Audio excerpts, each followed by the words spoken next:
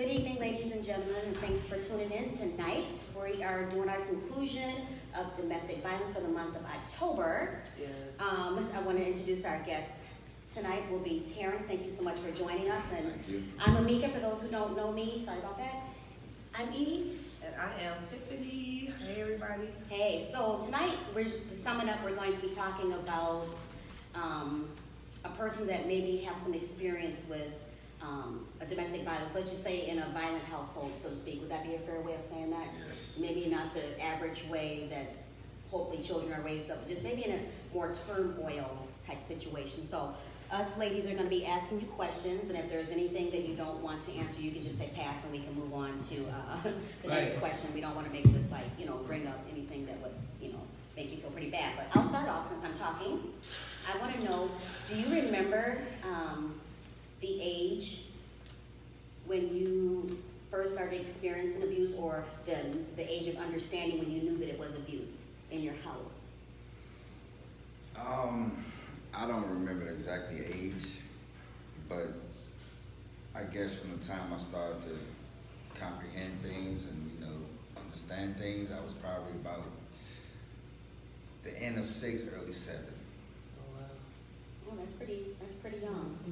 And when I asked because originally we were supposed to have 2 other guys that was coming on, and it was, so I interviewed them before they came on, and it was, for me, they was like 10, around 10 and 12, and I was like, man, at 10 and 12, and the reason why we're talking about this today, because usually there is not a forum for men to talk about domestic violence, and I was kind of talking to Terrence about that prior to us coming on, like, why, men usually don't talk about either being abused or being an abusee. So, and Terrence, what did you say to me when you was outside? Everybody have their opinion on that. I think the main cause of that is because we are men. We do have the advantage and power over women. But at the same time, if it was physical damage that was done, it's going to show to other people. People's going to see that. But it's also the woman that's also speaking her mouth and going around telling the business. So it's going to get spread either way it goes. But you do feel less of a man when those type of situations happen. I just think it has a lot to do with it. We're not just going to go out there and say what we did and did this. Now, when you're around your homeboys or something, you might be like, oh man, yeah, man, it's like that. But that's something you don't want to brag about. You're not happy about that. You're just not. Now, when you say you're not happy about it, do you mean you're not happy in the way of being the abuser or being the abusee? Or Both. I think it's both. I don't know why, but you feel bad after a situation like that. You know what I'm saying? You think about the outcomes, what could happen, or I'm violating probation, or I'm going to jail. It's the after effects that you have to worry about, as far as going to jail or family or friends having revenge against you. In my mind, but yeah.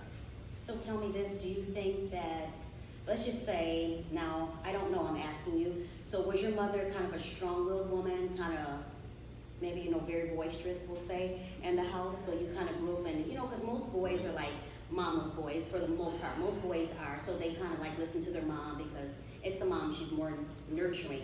So if you have a woman that's kind of, I got a boy, I got to be a certain way with the boy child, and they usually are because they want to make you strong. The absence did you have a father in the house growing up? My dad always been there for me, but my dad also played NFL. So my dad wasn't around like that. He came to see me when he could see me, Okay. So. But as far as, it might be a little longer than I have to say, but as far as woman in the household, I come from a house of 9. And then growing up in the South things are different lifestyle. But I didn't really know my mom. I always had a dad. My dad's always been there when from the times I can remember before the time he took me over. But I didn't really know my mom. I remember things of my mom, but my lifestyle was based on, I grew up to a drug life. So my mom, growing up, I'm originally from Miami, Dade County. That speaks for itself. But when I was growing up, I was in and out of crack houses. I remember used to going with my mom, going into crack houses to buy drugs. You know what I'm saying? But it gets to the point that it gets so bad that you need into injections and this. You see your mom sleeping in the street. You know, little kids in the streets talking about, your mom. I see your mom basing. In the South, we say basing. Up here, we say crackheads. So we have different terminologies. But so I grew up fighting. Over this, over that. Get out of school, see your mom is embarrassing. My grandma pretty much raised me. And most people from the South usually is your grandparents, but I remember my grandma used to cook food and tell me to take it to my mom in the crack house. That was normal life for me. I used to go just take food to my mom, give it to her. See people die, overdose in front of your face. Yeah, I grew up to it. So that was my life, and I don't really say too much about this, but years later, my mom died of full-blown AIDS. So drug life is something that I grew up to. So you got people that say, yeah, my parents grew up to alcohol, that's why I drink. I grew up to it too. I never done it in my life. I used to smoke, but I quit that 6 years ago now, but I never tried any other drugs in my life. So it can kind of go back and forth, but I think starting with that at an early age, immune to who I was, and it got to the point in my life that things that should bother me don't bother me. So it make you kind of evil after a while. You become that. That's what I was going to ask you. So, do you have kids? I have one. So, are you a part of his or her life? Okay, so do you feel like any of the negativity, because a lot of people when they're raised a certain way try to not let that affect their children. So, are you a part of his or her life? And if so, do you try not to bring any of that type of lifestyle around? Trying to change the pattern lifestyle? Yes, I try to do things differently. Before my kid moved away 3 years ago, but we still, talk, and I see him here and there. But I always teach my kid differently. Now, I had some bad things that rubbed off, or he have seen, don't get me wrong, situations I have been in. You can't, prevent that sometimes. But if I have, how should I say that? If I can prevent it, or if he don't have to know about it, or if I see something he's doing that I can correct it about, I would do that. Right. You don't want your kid to grow up experiencing things you have experienced. You want him to be better. At least do your part as far as raising him. Let him make his own mistakes when he gets older. So then so when we talk about abuse, so Yeah. in that, I know in the turmoil, and thank you for sharing your story with us. That's, something that's, I know personal, and, share it. But when we coming up, usually when we talk about domestic violence, what we did find out is like mostly that because of those issues and because of those things that you grew up with, did it kind of affect the way that you came up to be like, I don't know, how can I say it? Like, did it, when you grew up, did you feel like an anger towards like women or, men? Because like you said, you used to go to the crack houses and stuff. I have, a lot of, I'm not saying myself is that, but a lot of pimps become pimps because of what their moms done to them and how they grew up. So that had a lot to do with me too. Yeah, I had a hatred towards women. I had a problem with relationships. I think the things women do is way worse than what a man do. Oh. That's my opinion. That's my opinion. That's the next week topic. but yes, I did become one of those. Yeah. And probably in my early 20s is when I started correcting the things that I had that was a weakness for me. And I became better and better at it as the time went. But yes, I truly believe that. And it's also the environment you grow up in. So it's like a combination of everything. It's not just something permanent or specific, just a family member that's doing that to you and growing up with those hurts. It's also the environment, things you see growing up. Mm-hmm. So that was normal life. Violence was everywhere. Right. Back then, you see this, you see that. This person gets killed. Dad and son get killed. Mm-hmm. That was normal life. Plus, we got gators, so throw them in the canal, you get away with it. You know, Right. so it was different. You know, so I think it's the environment and what you did grow up to. You know, as far as it being a family member, I think it touches you more just because of the loved one who it was. That makes you the way you was. And then, Right. like when I moved to Minnesota years later, I sat in those hurts. I was always quiet. So it got to the point I just started taking it out on people.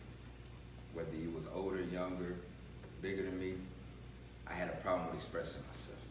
I never could express myself. I didn't like to talk.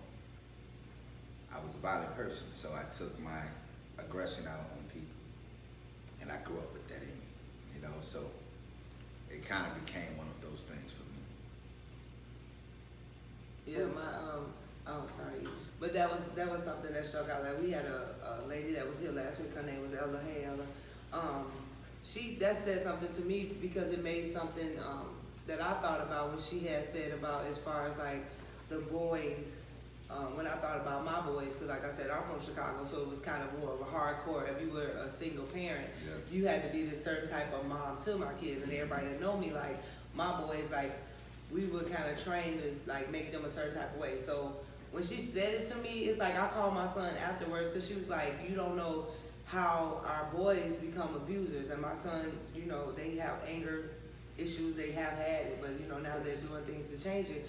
But I just remember like being in their face, or you know like slapping them or punching them, and then like they could not hit me back. And I just remember like they used to be crying because I'm like in their face like, you what, you know, trying to be this mom to make them tougher, but in all truth, it was like a form of abuse because they could not hit you cannot hit your mom back. So then if it's somebody, we was talking to one of the people that we were interviewing, and he said it's really hard because then when a female jumps in their face the same way, they gonna knock the hell out of her because she not mama. Right. And they had all this built up in it, and I was like, man, like abuse is so silent and it's so conniving to be like, I wouldn't even thought that me being a mom or trying to be a mom and being in his face and doing all that would make this person be angry and like, you know, need to in future wonder why he have these, you know, anger problems or want to fight all the time. And I was like, I called my son, I was like, you know, I said, you know, it made me feel bad. I called him, like, you know, we could talk about stuff. I was like, you know, I thought as a mom, this is what I had to do to make you tough for the world. But initially that wasn't. You know, that was a form of abuse. So now I wonder, realize, like when he was growing up, he'll get mad if they was playing basketball. If he lost a game, he'll throw the ball all the way across him, you know. And it used to be like, why did he get so mad about little simple stuff? But here I am, I was a product of why he was doing that, you know. So You know, it's different forms of abuse. Everybody just think of abuse as physical. You got spiritual, you got mentally, you got verbal. And nowadays they saying verbal abuse is the most, I worded it wrong. Verbal abuse is more serious than any other abuse out there. They saying that's the worst abuse to have yeah, nowadays. You know I what I'm think saying? it's So, you know, I guess I had became verbal abuse over my times and my things I've been through, and I became better at it as the time went. You know, I try to. I'm the type of guy that put myself in things I don't want to be in to correct. So that's something that worked for me. So I got a relationship, I make sure I do it better this time. You know what I'm saying?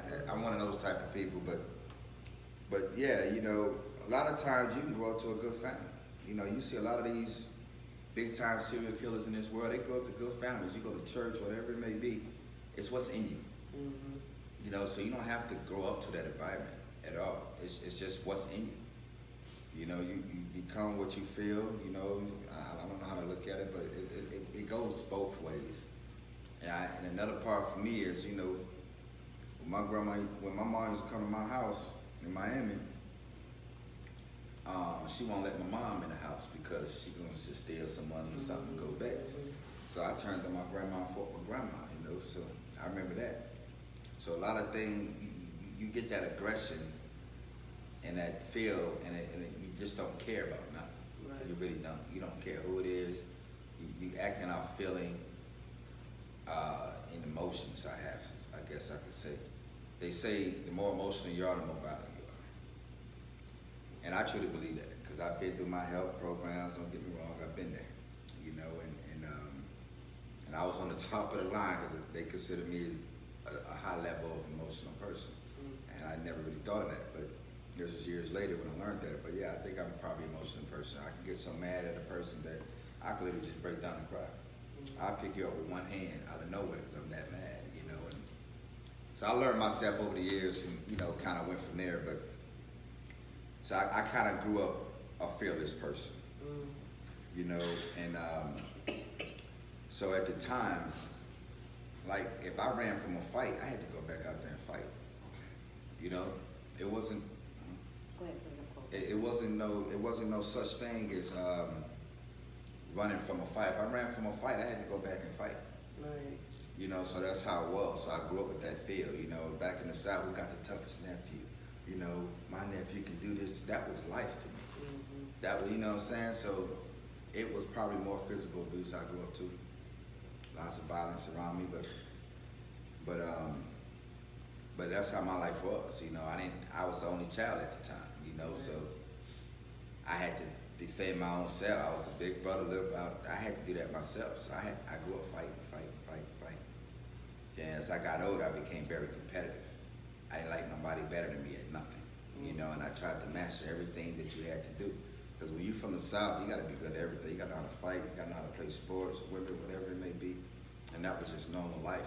You know, you grew up with that mentality. So by the time you 8, 9 years old, you know things that you shouldn't even know. Right. Kids are adults growing up in the South. Yeah. So by the time you even lose your virginity, for example, you already know what to do. You already have that feel and that motion, and the older you get, the better you become. You know, so it's just different, you know. So like I was growing up, they used to always say children should be seen and not heard. And that's a true story. And never be a tell-tale. Right. So we didn't tell nothing, you know. So I grew up with that in me. And as I got older, I realized that you can't hold things in for too long. You have to express it out some type of way. Whether it's with a female playing a sports game, you have to express it out some type of way. But since I was more of a physical guy, I like the tough things. You know what I mean? Like I want to know if I still have it. You know, I like that tough stuff. You know, hit me in the head, or you know what I'm saying? One of those type of things. You know what I'm saying? Yeah, I can tell you that don't bother me. That was the life I grew up to. So I had a thing about being tough. So, you know, I kind of did that to my kid. I told him how to be tough. You know, wrestle with him, stuff like that. And my brother also, I did the same thing. Wrestle with him. You know, made him tougher. You got to do those things sometimes. You got to put that feel in them sometimes. So some things I do have after effects from. I do. So, you know, I know you said that you said it was about 20 years old. At what, I don't know if you want to share with us or not, but at what age or what situation did you realize, like, if you were an abuser, because you did say like you was in abusive relationships and you were the abuser, at what situation or what time did you get that aha moment to be like, this ain't right, I need help? Or to be like, I got my second chance of life when I was 24. It was probably 03 because I started working in the airport in 04 when I first came in there. So it was like 03, I had just got my second chance of life, things cleared. And that's around when I started learning what my problem, I never knew what my problem was. Right. I just liked the wild life, you know, and so I learned what myself was. And I started correcting it by that. You know, and that's just all I did, you know. Next thing you know, 7 years went by, I didn't get in trouble. Cool, you know, and that's, you know, I just kind of went from there.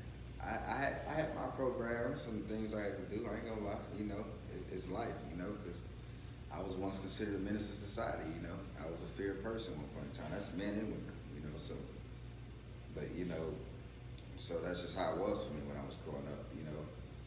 You treat a woman just like you treat a man, you know, and that was life. Somebody hit you, you hit them back. Even if it was a woman? Yeah, that's how I was taught. That's how I was raised. And so when I came up here, it was a little different. You know what I'm saying? You start learning differences and this and that and that. You know, some things I wouldn't say was legal to do, but it was just more freedom to do. You know, like, for example, child abuse. We grew up getting whoopings. I grew up getting handcuffed with belt buckles, switches, and extension cords. So that was popular for me, you know. You can't do that now. So you got away with a lot of things back in those days that you can get with, you know, this day today. Right. You know, so things just have changed, you know, and besides you was younger, so you're gonna get away with a lot more anyway, versus you can do when you're an adult, you know. So you just learn from your mistakes, you know. You get to the point that you get tired of repeating your lifestyle. And then as I got older a little bit, also, I developed my power in the streets, don't get me wrong. I've done this, I've done that. So if I had a problem with a female, I had to click the homegirls that'll get your ass. That was me, you know what I mean? Yeah. I'm kind of like abuse 50 is Cent in abuse. a way. That's just how it was. But, you know, so I had my own power. It got to the point I could make a call. I don't have to do this no more. You know, so. And it sounds so crazy. Yeah. Like to some people, they'll be Yeah. like, I did. That's the thing about it. That's the reason why we had the podcast. Because some people would look at it and be like, "Wow, how did you do that?" And it seemed foreign to them. But emotional, this is all of it comes in the package. The emotional abuse, the physical abuse. Mhm. Because once you get good at emotionally abusing Yeah. people, you can pretty much pull any string that you need to pull to do whatever it is. And until you get help and know that you're being like manipulative and using those strings, it is normal. It becomes like a normal lifestyle. Mhm. So I was like, I was just thinking, this would be an opportunity for, I got some new statistics when I looked up. Every 12 seconds, a woman is being abused. 37% of pregnant women are in abusive relationships. That's a high percentage. And this was interesting too. There are more animal shelters than domestic violence shelters in the United States. I was like, when I looked it up that today, I'm like, wow, that's crazy. But yeah, so that was just an opportunity to give some statistics. So Terrence, I wanted to understand, like, when you finally broke free, and I don't know what kind of like anger management. For me, I told my story. You wasn't here. I don't know if you saw the show or whatever, but I know it was going to like a domestic violence, a women's battered shelter, and I learned a lot of stuff, like things that was like, man, that's where that come from, or why did I do that, or whatever. So I know you said you had to do your own little program. So what were some of the things that when you did go to the program as a man, because I know it was kind of hard for you. Like you said, women, we can go and be like, oh, we want this knowledge. But for you to stand into a place of having to get classes and have to get all this stuff to understand that you are an abuser, how did that feel, or what helped you most in the classes? To tell you the truth, it's not your choice to take those classes if you've been caught by the police. It's mandatory. Whether it's judge order or probation order, it's the same thing. So that's what really got me. And another thing is, just because you might have a domestic doesn't mean it was physical. A lot of females put order protections and domestics on people because of an ex-boyfriend that's getting out of prison, or to make it look good for them. It's not always because of, he got a domestic, he beat this. That's not what it always means. Some women just make that stuff up just to do. Most order protections are just lies, just made up. Some can be true, some can be this. It can go both ways. Domestic just doesn't mean that you actually had an incident that happened with a female. Y'all could just had an argument and just left, and she chose to do this because she's scared this might happen. From the lifestyle background she grew up to, things that could have happened to her in her past. Yeah, So a lot of people don't think like that. They just think automatically a domestic is I beat a girl up. No. I have had a female before, and that was really in my college days. I was in college. I signed my scholarship to go play ball. I was a big time athlete. So that's the only time I really did that. Most of me was probably more verbal. A little pushing and shoving here and there, what I'm saying, throwing something, or I didn't deserve to be treated like this, and just acting off feelings. And I always been a revenge type of person. You know what I mean? So those are things I had to correct. Those are things that I had to correct. But as far as hitting and beating, no. I done that one time in my life. I think I was 18, 19 years old.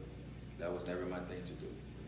So most of my domestics come from mainly ex-boyfriends get out of prison, or somebody they want to go back to, and that's the way a woman could prove to that other guy that Oh, This is who I want. okay, I get it, yeah. And a lot of people don't think of it like that, you know. So you get labeled with a, you know, domestic and this and that, because the female feels scared that she can't take what she really want to do, or she realizes it's wrong leaving this guy going to this guy when she said she wasn't going to do it. You know, it's different meanings of domestic. That doesn't mean that you hit a woman at all, you know. So that was never really my thing to do, you know. But like I said, I was 19 when I first ever did that. But First and last time. yeah. Let me ask you this.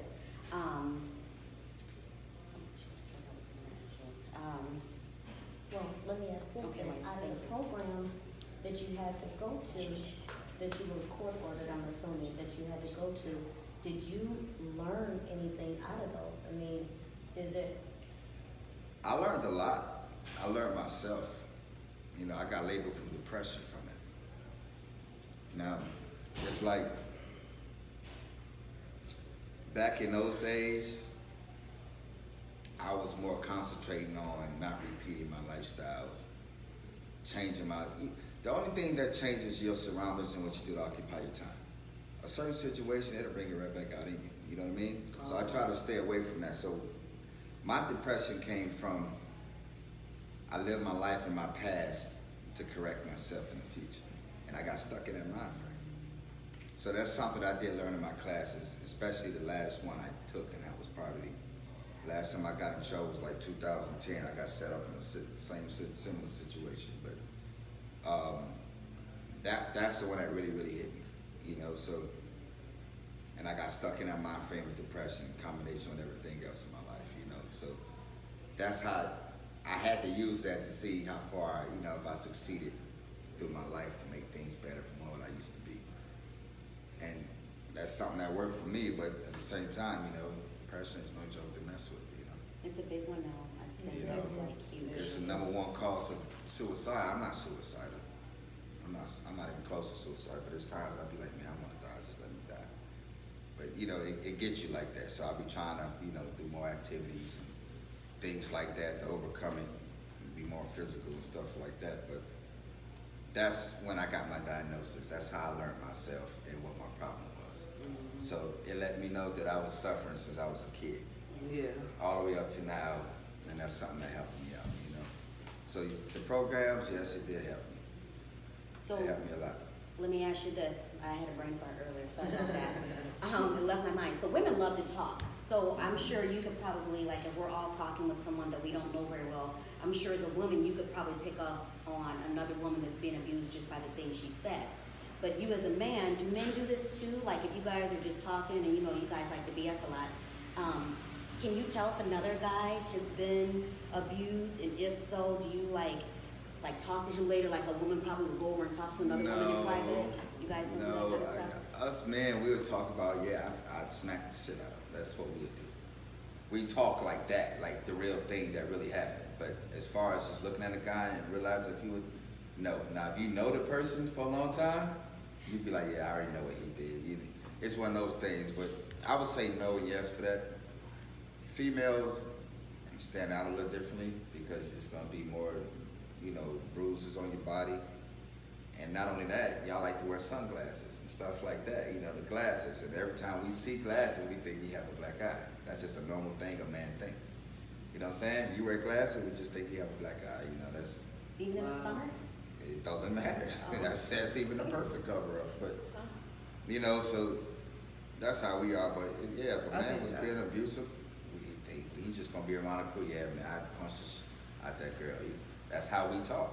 Right, you know, but I think she's more saying, like, if you have a friend that be like, because I know probably growing up, you probably knew some friends that abused their girlfriends. And so would you be like, man, you need to get some help or? No. Right. Didn't care. Right. And that's the thing about it. That's why it's right. And that was the thing about it. Somebody, Sharon Sanders just said, men don't tell. And that's why it was so, because actually we had two people that were supposed to be here today. And it's so hard I think it's so hard for men to just like I said, I commend you for coming on here because it's so hard for men to say like, I was an abuser or I did this and my father, rest in heaven. But I don't think that he would ever get on and say like, I abused your mom or whatever, because we was talking about that in one of my things, like I couldn't believe as a woman when I was in my domestic situations. When me and him would fight or whatever, my dad would be the first one that would show up to the scene with his shotgun and making this big old ruckus about. Yeah. And I'm like, how you showing up and you do the same stuff to my mom? And it was a big thing for my mind to kind of get that concept of how are you coming to save me when you do the same thing? And you really don't hear men. I mean, in my life, I'm 43. I never heard a man be like, well, I was an abuser, like, or this. And it was interesting for me to talk to someone earlier and how he was telling me more so that he knew that he was, but you know, you have to, you know, save your family or whatever, and you know, not speak about it as much. But it's like that moment of when they get help and to come out to be like, I was an abuser. Yeah. And for me, and it's hard for men to do that, but y'all need a platform. And that's the thing about it. When we always talk about, we had I think that's when we first met you, Terrence, when we had the state of emergency. Like, we could put all these titles on our black men. We could put all these titles on our men that's doing wrong, or we could call them out for all their foolishness, but we never give them that platform to be comfortable enough to say, hey, I was an abuser, or hey, I did drugs, or hey, I'm in recovery, or hey, I grew up messed up. Because what we tend to forget and say is that if we in a house that had domestic violence, when I was in my home, it was me, my brother, and my sister. There was no separation of who saw what. We all seen the same thing. So why would me and my sister get out? My brother is left there to be like, oh, he can't talk about his. But he got woke up in the middle of the night as well, too. When my mom was screaming bloody murder, everybody come running out, he was there too. So why not when he get older, he don't have a right to say that, you know? You know, us men, that's just what us men do. We hold everything in. We don't try to, it's just a normal, natural thing we do. We hold everything No, in. it's We a try to be generational big, we try to curse. be tough. No. That's just what men That's do. We terrible. don't express ourselves like that. We hold everything in. Right. Women don't really do that. Y'all are more emotional. But we hold everything in. That's what men do. But I just don't, I think it's typically, I just think it's somewhere along the lineages of our culture that we made it so, and that's not, but that's why we got so many women badgering our men. Because it's not that you just a man, you hurt just as well as we do. So if you could, why can't you say I'm hurt? Why can't you say I'm sad? Why can't you? And because, and I get what you're saying, because we men, and it sounds so good, but for me, I just think to eliminate a lot of stuff that's going on in 2018, if they was all right to say it, you know? We're just men. We don't do that. We hold everything in. They do. You know, we do. Like me now, I don't have a problem expressing myself because I have years of correction now. Mm-hmm. So usually, if you don't have years of correction or change or even try to help yourself, you're going to be that type of person. Right. But at the same time, you know, we just hold things in. You know, we want to be that big person, that tough. And that's just what us men do, man. I think you're right. You know, it's just what we do. We But what I'm don't saying- like we don't like people to talk something sensitive about us, or you Right. know, soft, or he poured his heart out, or he cried. We don't like that, you know. But I think when you got years of change and you go through some corrections in life, you don't care no more. You And for express yourself. You become a role model now. Yeah. Let's at put it a that later way. age. Yeah, Mhm. yeah. And he's right about that, because our sons, I can go because I have a girl and a boy. My son is 17, my daughter is 14, and she's very lippy, very expressional. Where my son, he don't say too much anything. And he'll be just as mad as she will. He'll just wave it off and go on, and I'll be thinking, and I said to my husband actually the other day, I said, guys are just different than girls. They just are. Of course. I would think he'd be so mad at her and just want to choke her out, but no. He just blows it off like whatever, and he just walks away. You better watch out for that too when it gets older. That's how it starts. If you can't express yourself, it's gonna. But see, that's just it. That's what I'm saying. I let them, it's healthy. I let them argue. So she's lipping off. He can give it back to her, but he doesn't. Yeah. Yeah, because it's his sister, and somehow it's just. It's Sister just don't got nothing to crazy. do It's with like, it. where did that I'ma tell you start? that I right would now. wonder, like, who made that to?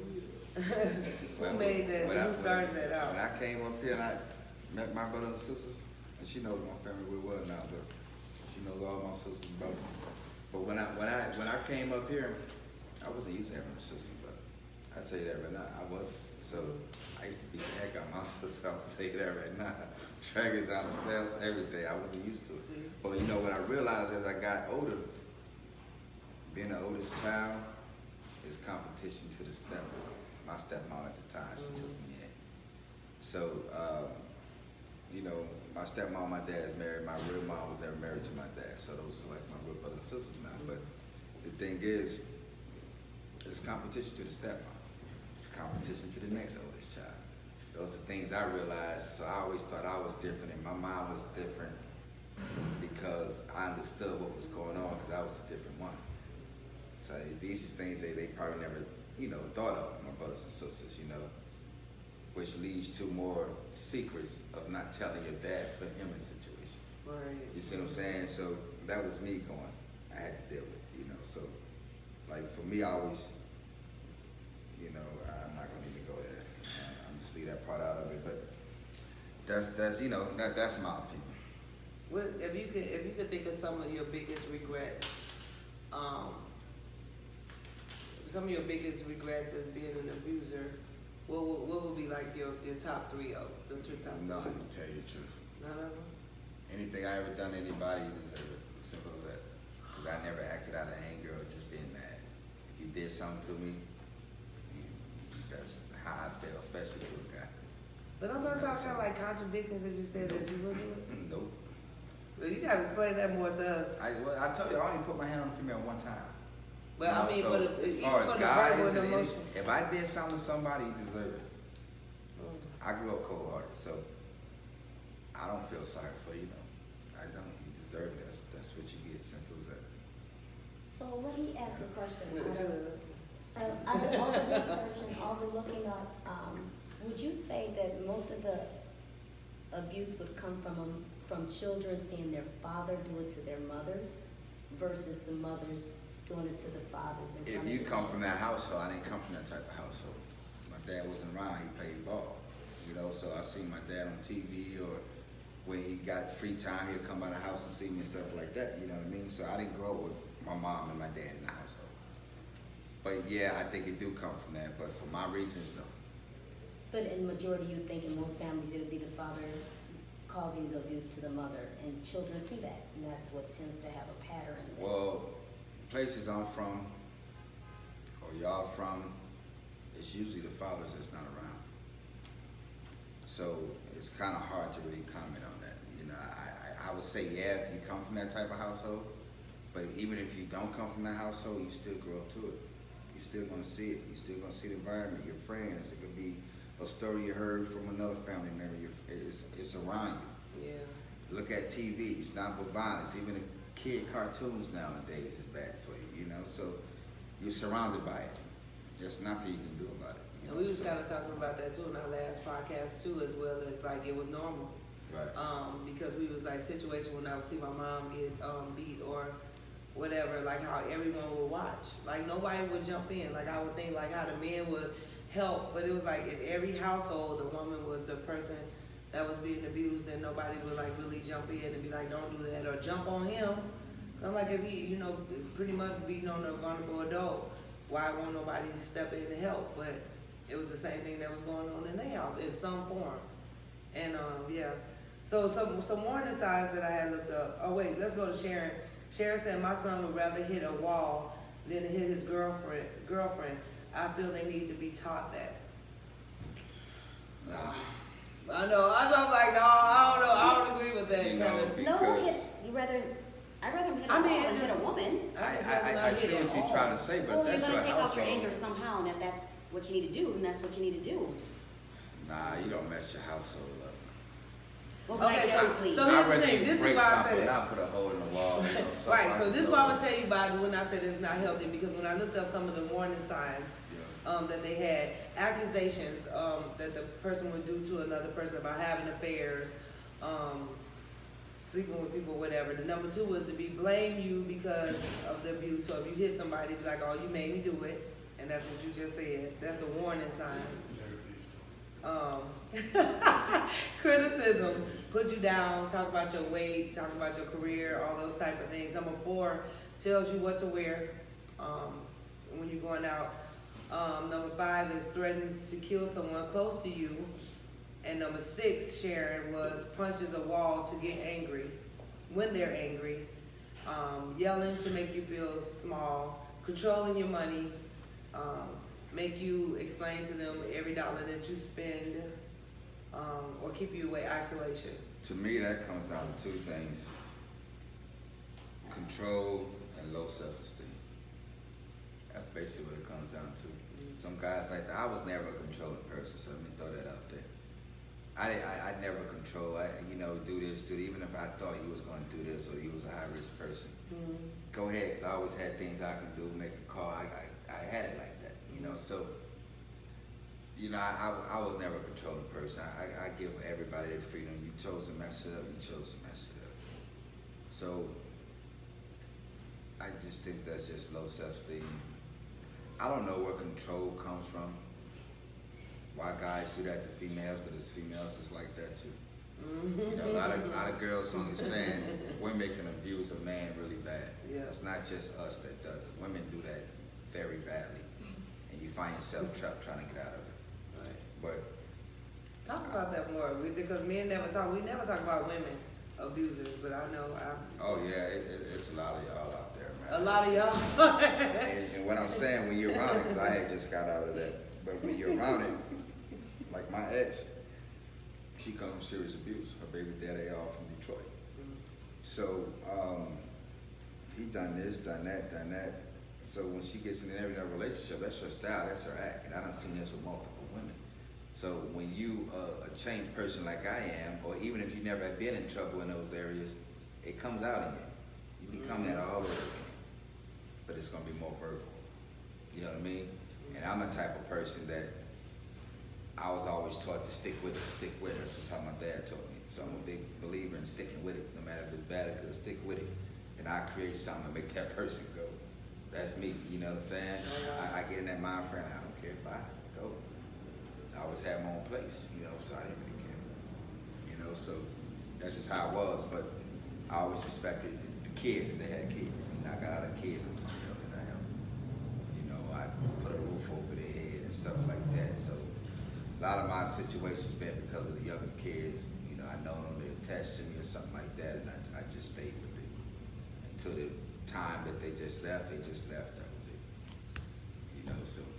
So let me just ask you this. So in your frame of mind, it's okay to stay in a toxic relationship and train those children to grow up in that environment? You know what I mean? It's a vicious cycle that's going to continue. No, it's not okay. They already come from there before they came around me. Right? So you just but if you're going to stick with it, you just teaching the kids the difference between, like my last situation, me and the dad didn't get along.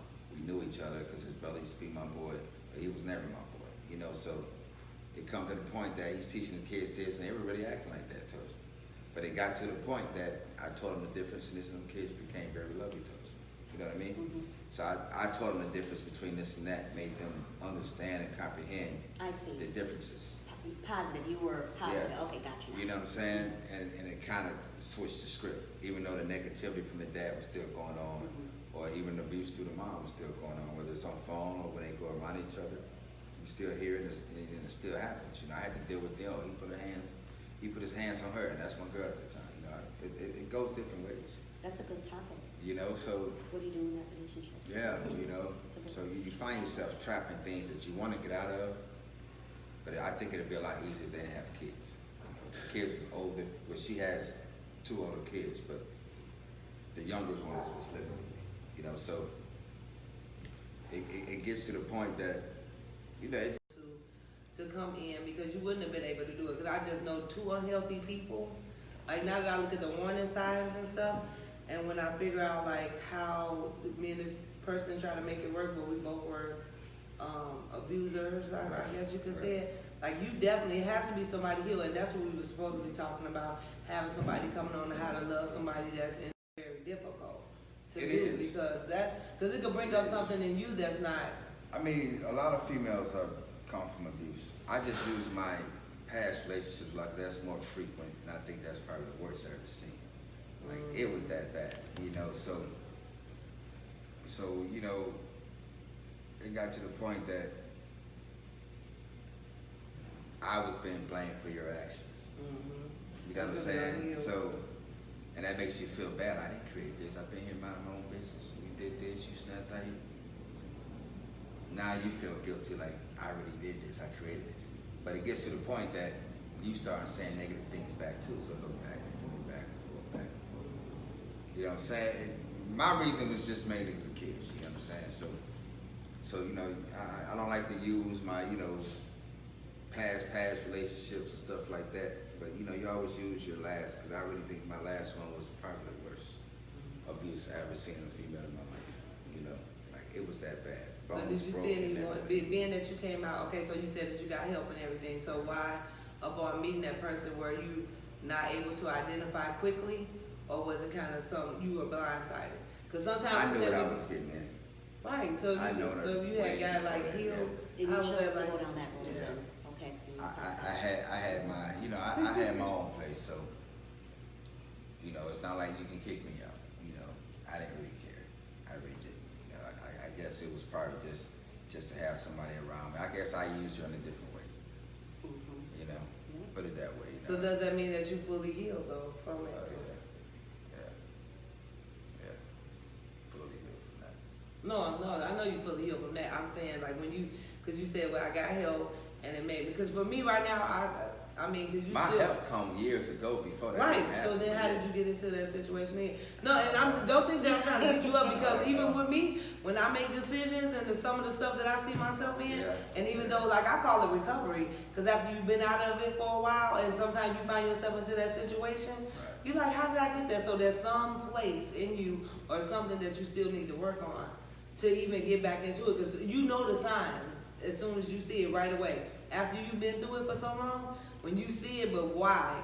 You have to like, why y'all looking like that? No, seriously, and this with everybody. Like you I have don't- to, I you have don't to know get why why. you're still being involved with it. Because here's the thing, there's something that's wrong. I'm gonna say it. Y'all may not want to say it. It's something wrong when Right. you got yourself fixed, and I'm talking about myself as well. I don't know and you why. get into a situation but- that has similar Yeah. similar things to it. Even domestic, even if a person slap you, if a person push you or whatever, you still are intrigued with it and still dealing with it, you still have to get some help. It's still something that you need to get help with. And I'm okay with saying that. Now, it's not right for a man to hit a woman, but I have been in those situations too, even with that. That nothing happened, the whole thing, you doing good. For some reason, you just attack the person. I don't have females just run up and just attack and just kick you for no reason. That's how Sometimes, you know, you got to do your thing to a woman. I'm sorry to say it, but as far as anger and just trying to control, no. I think sometimes you You know- guys get used to that type of lifestyle and an environment is comfortable. do. And so this is why you're comfortable being in that situation Yeah. because it's what you're used to. Yeah. And you don't But- realize that you don't deserve it and you should look for something Right. better. And a lot for me, That's so true. because it's been a lot of help with me as far as family, friend. So people that was there for me that like never gave up on me, they helped me get through it, whatever. And I find myself trying to help people back. That's good. You know what I'm saying? That's like my outcome from it. You know, I try to help people. I got a lot of people help or diagnosed with some type of mental health. I got that under my belt because I understand the signs. I did a lot of studying like mental health. I was one of those guys that, like when I used to be locked up and all this, I was one of those guys that always thought ahead, things that I'm gonna face in life. So I read about it and better myself from it to build conversation. You know, I know my Bible, or I know I'm gonna have to face religion, mental health, abusive women, and I learned that stuff. So when I see it, I'm around, I understand what it is. You know what I mean? And so it gets to the point, like everybody tell me, even her, you know, why you know everything? How you know so much? How you just, and I find myself just as diagnose people for no reason.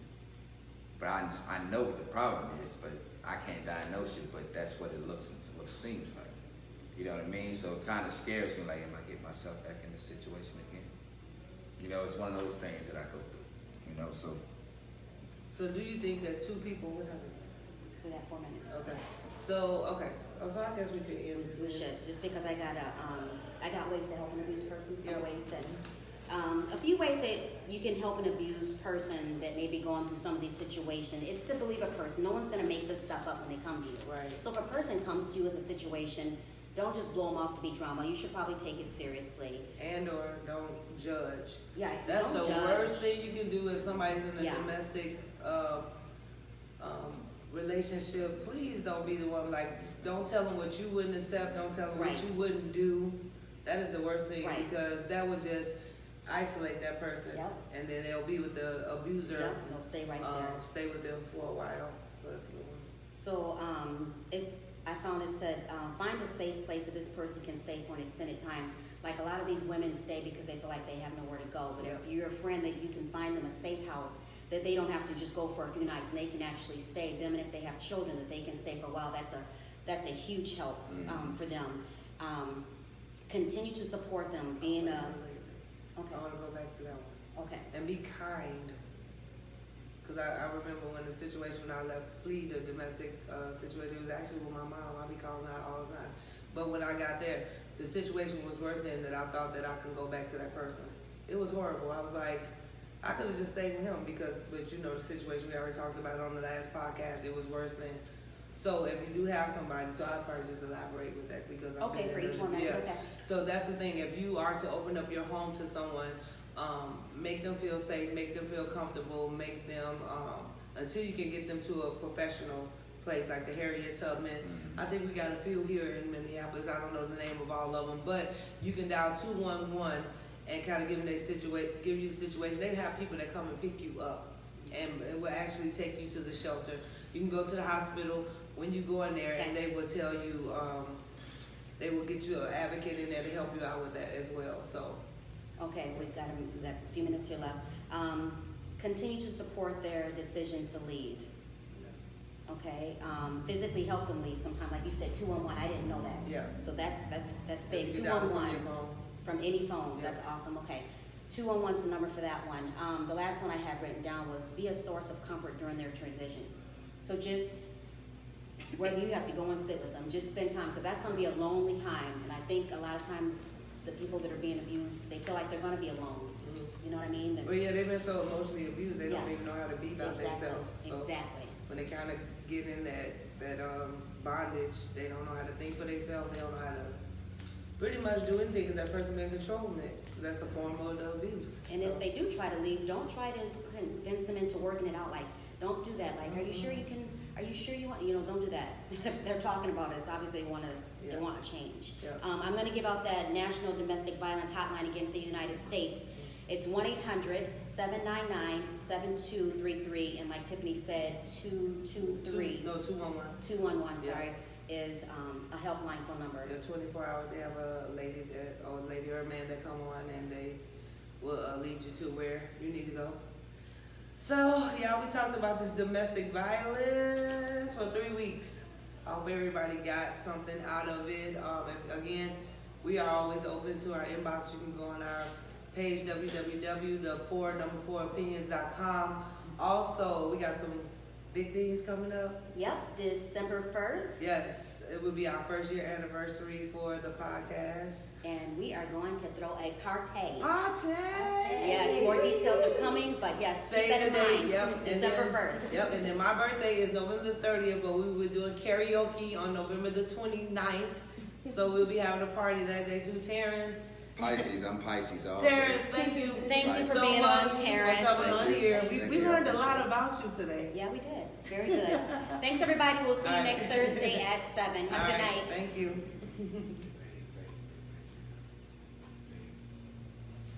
So we had yeah, hit the, yeah. Just hit stop. Finish. Really? You know all this technology and don't know. Hey, I don't. Really? I don't.